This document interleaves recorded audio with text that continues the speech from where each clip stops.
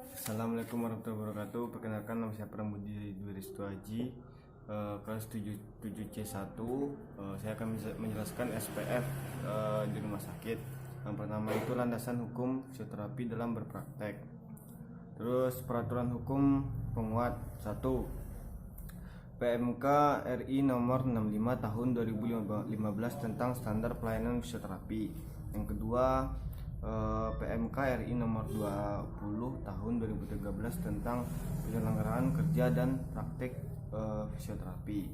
Terus pasal 1, dalam peraturan menteri ini yang dimaksud dengan 1. Fisioterapi atau setiap orang yang telah lulus pendidikan fisioterapi sesuai ketentuan peraturan perundang-undangan. Yang kedua, fisioterapi atau bentuk penyelenggaraan kesehatan yang ditujukan kepada individu dan atau kelompok memulihkan gerak dan fungsi tubuh sepanjang rentang kehidupan dengan menggunakan pengamanan secara manual, peningkatan gerak, peralatan fisik, elektropraktis dan mekanisme, pelatihan fungsi dan komunikasi.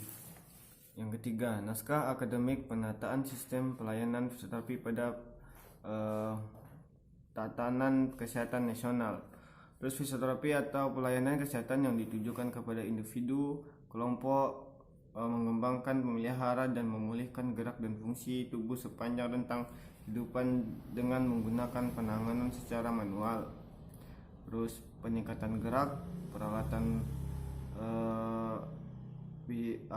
fisik, elektroterapeutis dan mekanis, dan juga pelatihan fungsi dan komunikasi. UU Tenaga Kesehatan Nomor 36 Tahun 2014. Kesimpulan, fisioterapi adalah suatu bentuk pelayanan dengan direct akses atau bisa diakses di tempat pelayanan secara langsung. Kedua, pelayanan fisioterapi tidak harus melalui dokter spesialis tertentu dan bukan menjadi bawahan dan suatu dokter spesialis tertentu.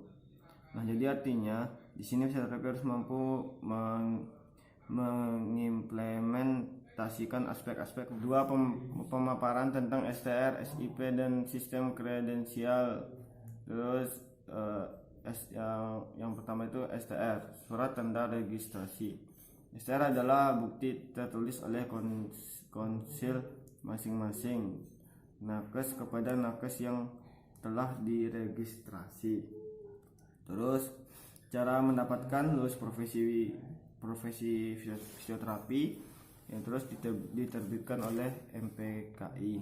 Terus SIPF itu surat izin praktek fisioterapi, diterbitkan oleh Dinas Kesehatan setempat.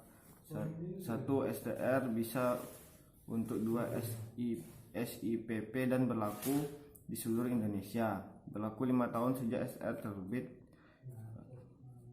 Terus kredensial, sistem uji evaluasi terhadap fisioterapi untuk menentukan pelayanan pemberian kewenangan klinis. Sedangkan rekredensial atau proses reevaluasi terhadap fisioterapi yang sudah memiliki kewenangan klinis atau menentukan kelayakan kewenangan klinis, pemberian kewenangan klinis tersebut. Terus kredensial dilakukan setiap 2 kali per tahun. Standar penanganan fisioterapi pada pasien COVID-19 sesuai Surat Edaran IV Maret 2020.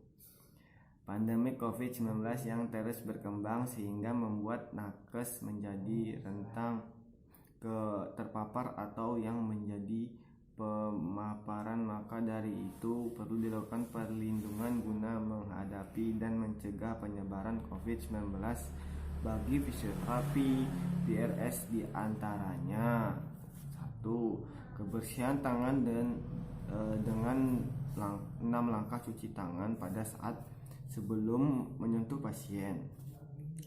Sebelum melakukan tindakan aseptik maupun membersihkan pasien, setelah melakukan tindakan aseptik, setelah terpapar cairan tubuh pasien, setelah menyentuh pasien, setelah menyentuh area sekitar pasien. Tidak menyentuh hidung, mulut, dan wajah. Dan juga penggunaan APBD. Yang pertama itu apparent gown, cover al jumpsuit, terus penutup kepala, terus sepatu tertutup, boot atau shoes cover, terus Google atau kacamata, terus gunakan visor, terus sarung tangan atau handscoon dilepaskan segera setelah ditindakan, terus masker, terus sarung tangan luar. Terus urutan pelepasan APBD.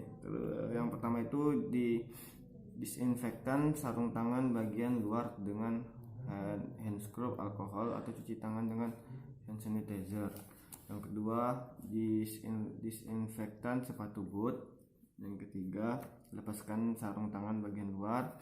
Yang keempat, lepaskan visor, buka sepatu boot, apron, gown, dan cover al jumpsuit.